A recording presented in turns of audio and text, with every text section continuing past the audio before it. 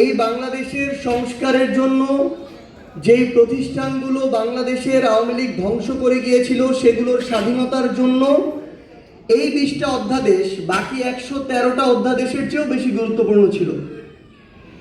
তার মানে শুধুমাত্র একটা অভ্যুত্থানের প্রেক্ষাপটের পূর্বে এবং পরে বিএনপি, জনাব তারেক রহমান কিংবা তাদের নির্যাতিত নেতাকর্মীরা বাংলাদেশের যে সংস্কারগুলো চাইতো, যেই প্রতিষ্ঠানগুলো দ্বারা তারা জুলুমের শিকার হয়েছিল, যেই প্রতিষ্ঠানগুলোকে তারা স্বাধীন সার্বভৌমভাবে চলার আকাঙ্ক্ষা পোষণ করেছিল, তারা ক্ষমতায় আসতে না আসতে ওই প্রতিষ্ঠানগুলোকে আবার তাদের মতো করে চালাতে চায়, ওই প্রতিষ্ঠানে আবার সরকারি দলের ছড়ি ঘুরাতে চায়।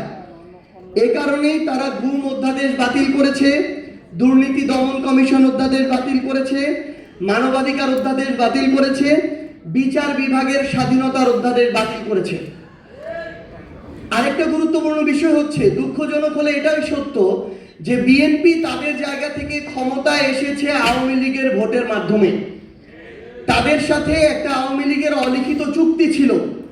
আওয়ামী লীগের বিভিন্ন নেতাকর্মীরা, ইভেন শেখ হাসিনা পর্যন্ত দেশের বাইরে বসে এখন এই কথাগুলা বলে।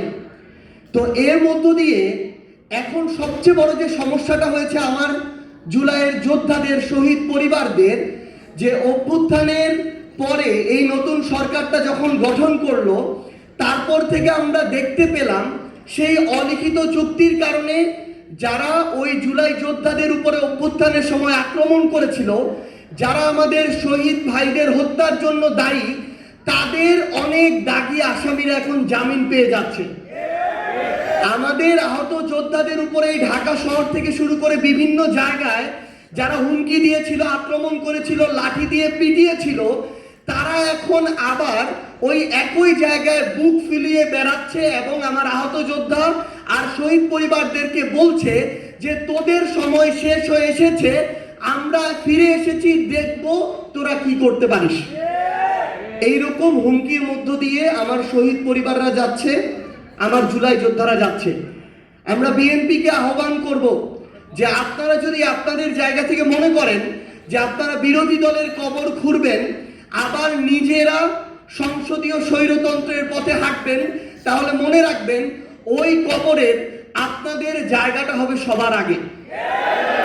এবং শহীদ পরিবার এবং আহত যোদ্ধাদের সর্বশেষ একটা কথাই বলবো যে আপনারা দয়া করে কোনো কিছুর বিনিময়ে, কোনো কিছুর বিভিন্ন ধরনের তারা তাদের জায়গা থেকে আমরা দেখাচ্ছি, আপনাদেরকে আশা দেখাচ্ছে, লোভ দেখাচ্ছে, দয়া করে এগুলোর বিনিময়ে বিভাজিত হয়ে সামগ্রিকভাবে আপনাদের যে আকাঙ্ক্ষাটা, এটাকে ক্ষতিগ্রস্ত করবেন না।